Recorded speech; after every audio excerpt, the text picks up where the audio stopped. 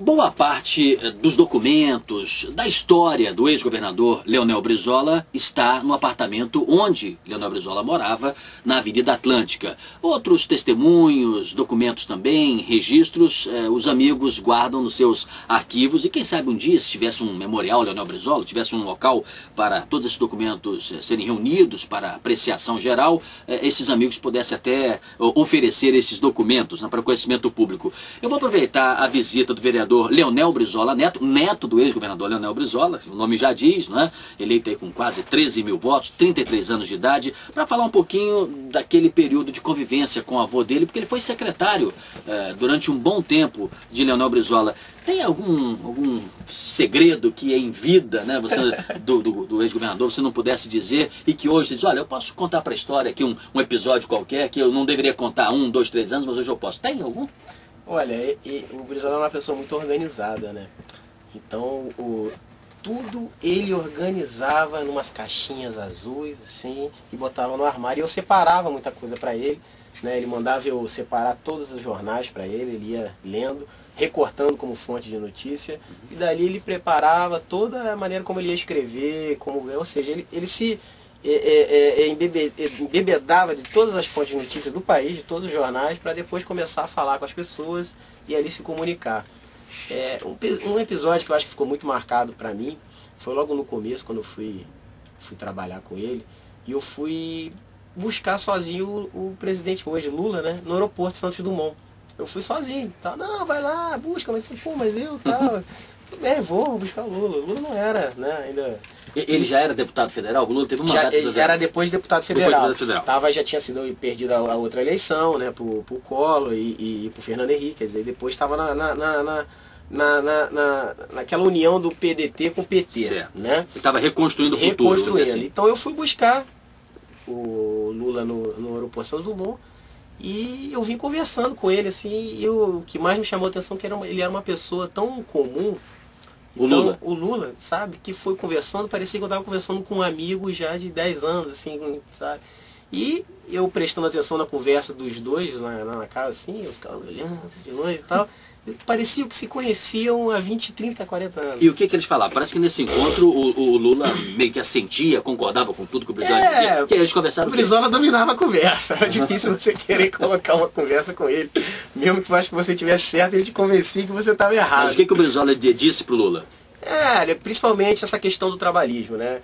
Ele bate e fala, poxa Lula, você vem dessa classe trabalhadora, um operário, olha a oportunidade que o Brasil vai ter de novo, de o trabalhismo estar na presidência, fazer todas aquelas transformações que a gente luta desde Getúlio Vargas e do João Goulart. O que o Lula respondeu? Olha, totalmente, falou que ficou encantado com a carta de testamento que meu avô tinha lá num quadro grande de bronze e tal, e que era aquilo mesmo que ele pensava. E o velho Leonel Brizola acreditava no Lula? Confiava nele? Ou para você dizer assim, meu neto, esse sapo barbudo, como é que era? Ele tinha essa questão do sapo barbudo. Olha, vamos ter que engolir esse sapo barbudo. Então ele não confiava totalmente no Lula naquele momento. Como ele dizia às vezes que ele costeava o alambrado, né? Ele dizia, ele sempre tinha um pé um pouco mais atrás, pela própria experiência de vida que o Brizola teve, né? A própria vida, a política dele traiu muito ele, né? Todos aqueles que andaram, você vê aqui no Rio de Janeiro, todos que andaram com ele traíram ele. César Maia, a Marcela Alencar, o Garotinho, todos eles, né? De todos, qual que o Brizola guardava mais mágoa pessoal? Ele chegava a dizer... Nessa linha também, de assim... Ele te chamava como? Como é que ele chamava? Eu chamava de Leonel. De Leonelzinho ou Leonel? Não, Leonel. Leonel. Ele dizia o quê? Leonel. Ele não gostava de apelido.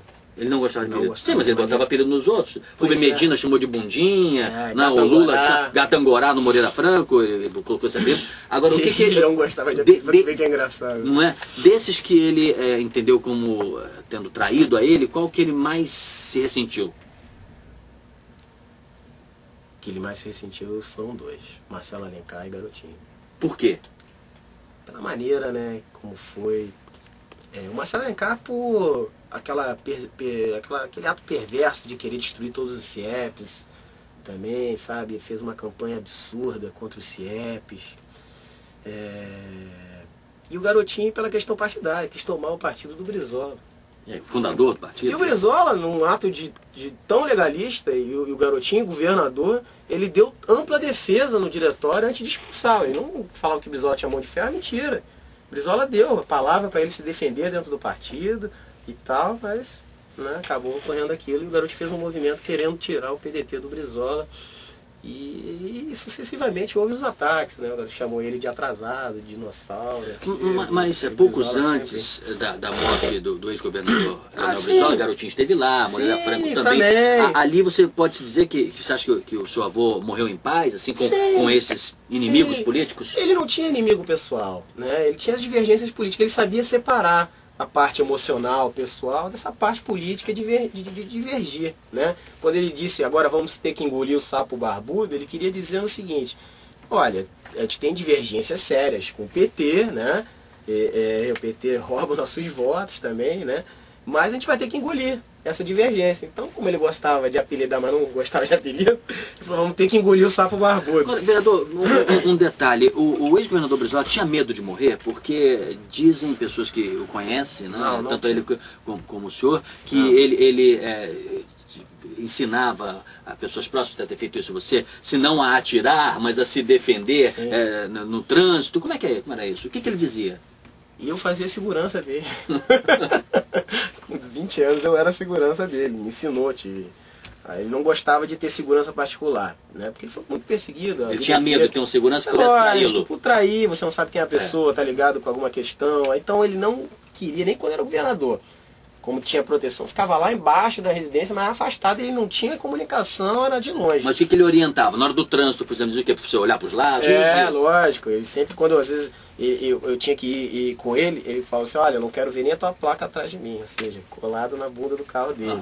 Quando eu tô aqui com a população, você sempre tenta ficar aqui perto e tal. Mas fica ligado. Mas fica sempre atento e tal, né?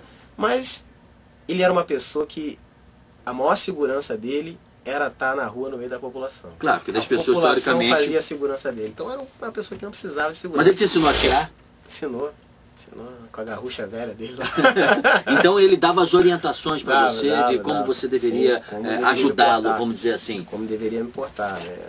Eu fazia segurança na casa dele lá, às vezes ele tinha que viajar, eu dormia lá de sexta a segunda, dormia e trabalhava 24 horas. E você se recorda em algum momento que você próprio suspeitou, como segurança, não é, dele, que você suspeitou que pudesse ter algum atentado planejado, ou alguma coisa que você achou suspeita?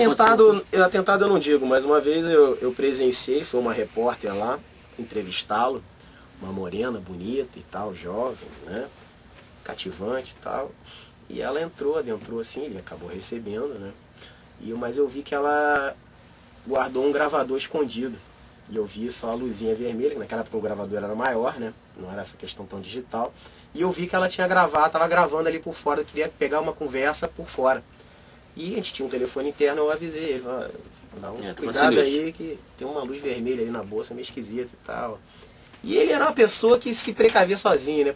Para você sobreviver com todos os organismos internacionais de censura política né, e partidária atrás dele, ele é uma pessoa que sozinho ele já sabia onde tinha... mas aí, teoricamente, é uma repórter querendo uma informação, mas algo mais grave, uma ameaça, ou algum dia algum carro que perseguiu, ou algo assim inusitado? Já depois do segundo governo dele, isso aí...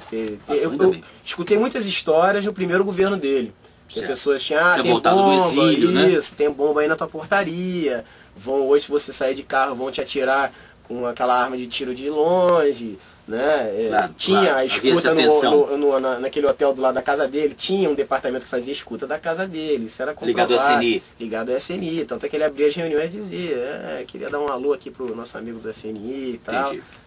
Não sei se era para avisar a reunião, para não falar muita coisa. Ainda bem que o Brasil avançou, né? E hoje, teoricamente, nós estamos num quadro democrático mais enraizado. É isso que tem que trabalhar, né? Com certeza, o lado é o outro hoje, né? Tudo bem, eu vou agradecer o vereador Leonel Brizola Neto, né? Que tem o mesmo nome, o irmão dele, Carlos, né? E que todo mundo chama de Brizola Neto também, mas ele é o Carlito, é o Carlos, né? E você é o Leonel Brizola Neto. Você é vereador e ele é deputado brinca federal. Que o legado dele é tão grande que a gente teve que se multiplicar para distribuir esse legado. Tá muito bem. Ainda a gente tem mais uma vereadora, que é minha irmã gêmea. No Rio Grande do Sul, no Rio Grande do Sul.